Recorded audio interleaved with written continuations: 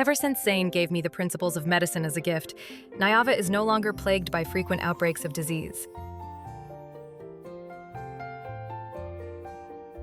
Afterward, Zayne continues to give me gifts that are, in essence, civilization itself. And so, Nyava is no longer shrouded in darkness as it enters an era of growing prosperity and glory. The tension that existed between Zayne and me when we were always on edge, ready for conflict, has long since disappeared. We now completely trust each other.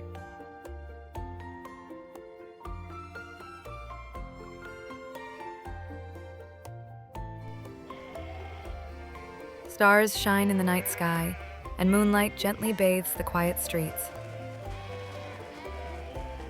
After pushing the last overly energetic sheep back into the pen, I look at the little sheep running around and frown. Locating these sheep in the valleys outside the city wasn't difficult. The troublesome part is, by the time I finish shearing all their wool, the morrow will have arrived. I should have asked Zayne for his assistance.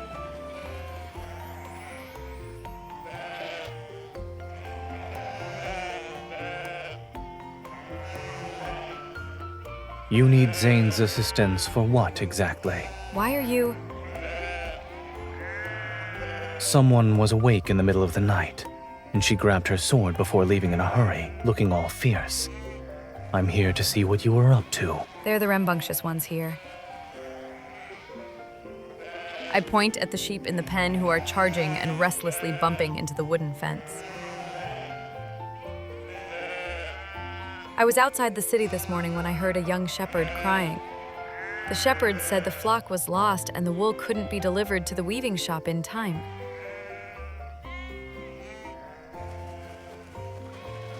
In other words, a passing deity heard the prayers of her people.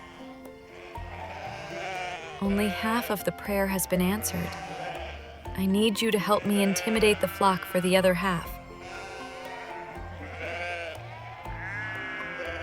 This favor you're asking of me is rather unusual.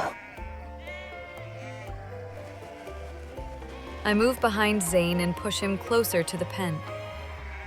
You may stand there with that icy demeanor of yours. Even the monsters from the Vastrian wouldn't dare to make a sound. These sheep won't be any different.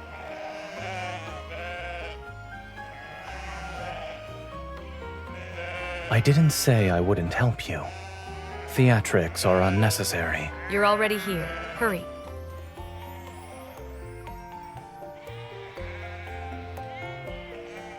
Quiet. Perhaps the disobedient sheep are truly intimidated. They immediately huddle together in silence. I've done what's been asked of me. Will that suffice? I'm afraid there's more. Hmm? I scoop up a sheep with disheveled wool and shove it into Zayne's arms. Then I summon my blade. Hold it. I'm shearing its wool.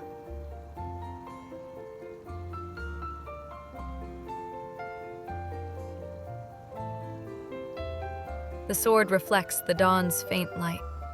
Night has disappeared in the blink of an eye, and Zayne skillfully scoops up the sheep at his feet. This is the last one. The blade glides past the sheep. Yet, the thick clump of wool remains. Huh? The sheep, having escaped its fate, struggles.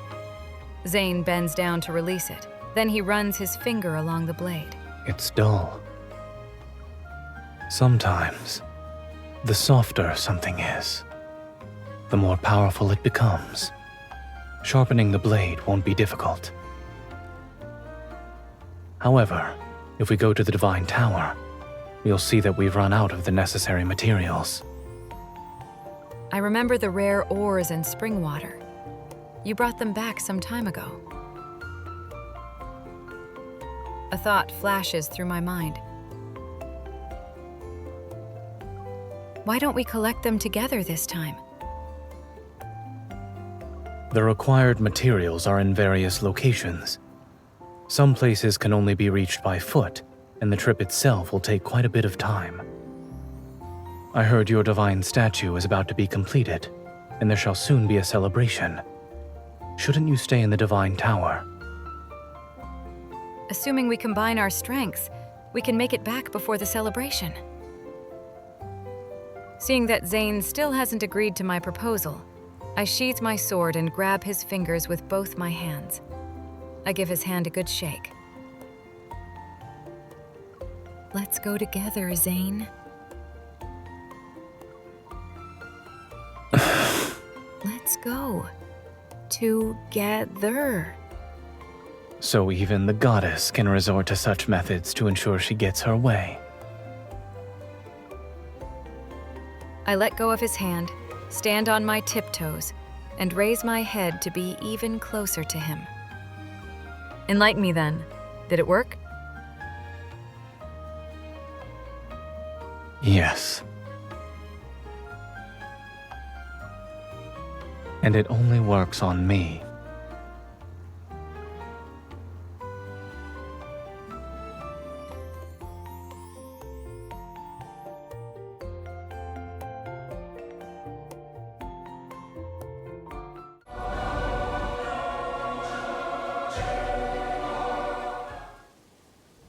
Rare and precious minerals are essential for whetting my sword.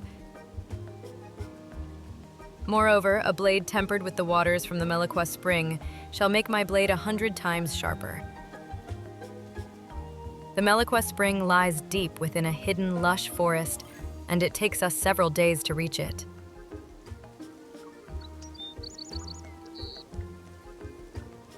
The spring's water falls in droplets one after another. Will our container ever be filled? Taking the clay jar from Zayne's hands, I position it as close as possible to a small opening in the spring's stone wall. If I'm not mistaken, we need to sing to awaken the spring water spirit. The spring water spirit? I look at him skeptically. Spirits exist in all things. For places rarely touched by humans, spiritual beings may emerge over time. So the spring's name doesn't mean it produces nature's music. Rather, we need to trade a song for water. Indeed! You must move me with the most sincere singing to obtain Meloqua's waters. A voice suddenly erupts from the spring. This must be the spring water spirit. But it's been eons since I heard the voice I yearn for. I look at Zayne, but he gestures for me to go ahead. By my window sings a bird, soft and clear. Springtime whispers, gentle waters drawing near. Little brook is laughing, running free, bringing life and blossoms to the field and tree. What do you think? I gave it my all. The spring water spirit clicks its tongue. It was pleasant, yes, but I still miss that time from long, long ago. The voice was deep, yet full of spirit. The song I just heard lacked that feeling. Deep yet full of spirit. Zayne, you... I already know what you're going to say. But he doesn't sing. So I decided to use the same trick that worked a few days ago. Zay... Stop that. I'll sing. La la la la la la la la. La la la la la la. Zayne stops humming, and our surroundings fall silent. A moment passes, then the stingy spring surges forth with clear water. Yes! That's the voice I've longed to hear! The spring water that had been trickling just moments before now flows endlessly. The clay jar is filled, and a question surfaces in my mind. Since the voice the spring water spirit heard was yours, why didn't you sing first, Zayne? I bend down and splash the spring water at him. Zayne, you did that on purpose. I never heard the goddess of Niava sing before. I should thank the spring water spirit for letting me hear it today. He pauses for a moment before tidying my disheveled hair. In any case, I think I'll remember your voice for a very, very long time.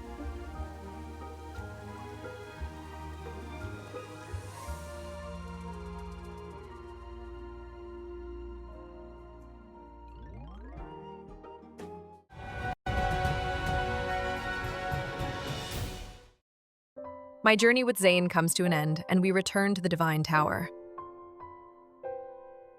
Sharpening the sword isn't a difficult task. While waiting for the blade to cool, I make my way to the tower's treasury. This journey yielded a bountiful haul, and the wooden shelves designated for storage are quickly filled up with the bottles and containers I brought back.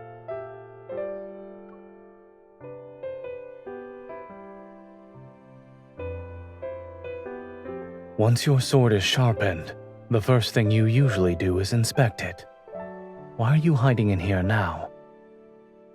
I'm organizing the treasures we brought back. Zayne's gaze follows my hand as I gesture to the dazzling array of items on the shelves. Why are the date pits here? We could plant them in the garden on the top floor. When they bear fruit, we can make our own pickled dates. Remembering those cloyingly sweet dates that could slay a god, I wave my hands frantically. Planting them is fine, but you can enjoy all the pickled dates, my lord. He picks up an intricately patterned small bottle from the shelf. A rich fragrance emanates from within it. You even brought back the love spice the merchant gave you. I thought we no longer needed these sorts of objects. Oh, well, perhaps there will be a day when our feelings fade and we go our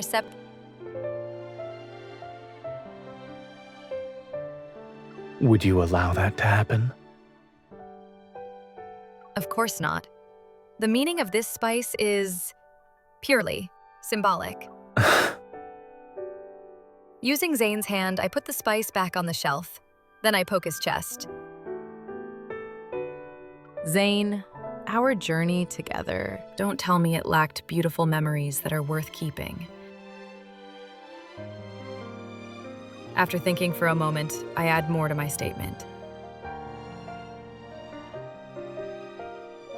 Especially since they involve you and me. Follow me.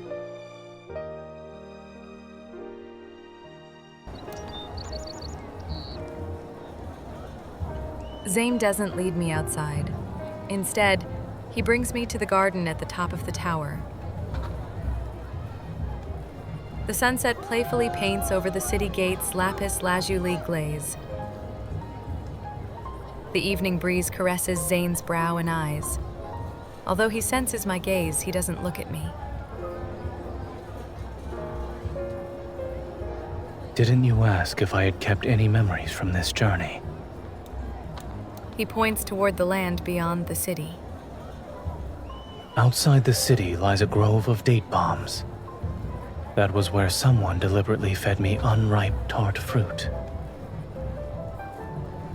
On a night when the wind howled, she shared a camel cloak with me.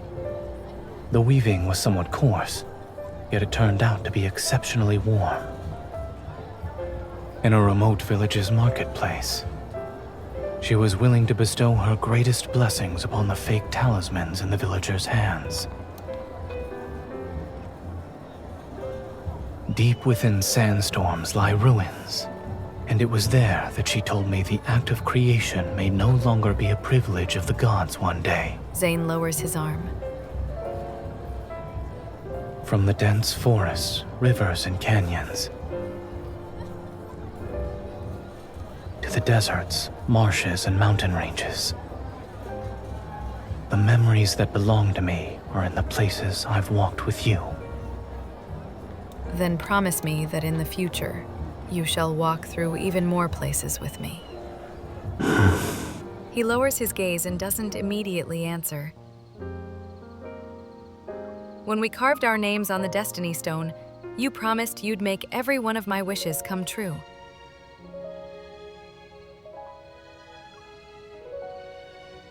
I promise.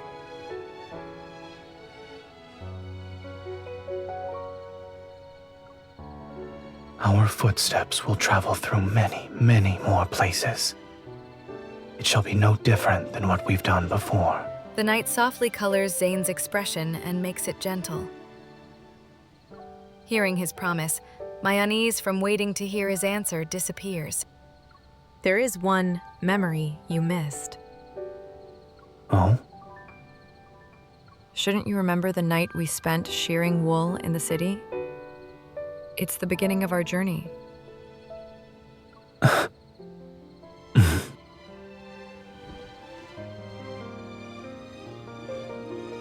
Houses throughout Niava light their candles. Each speck of light is like scattered starlight floating on Urtama and Ingar.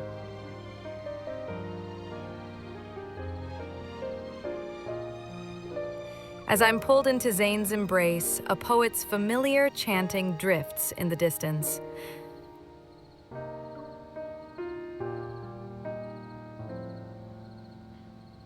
O goddess of Niava, she is the most brilliant aurora beneath the heavens. Her graceful figure sweeps across the vast white salt marshes and crimson ridges. Her footsteps traverse the burning sands and rivers, the dense forests and valleys. Her sharp blade severs the umbral claws. Her divine prophecies save the land shrouded in black clouds. Music keeps us company, and we sing from sunrise to moonset. We pray that she shall protect Niava. We offer milk and honey. We present wheat and salt. May she protect Niava for all of eternity.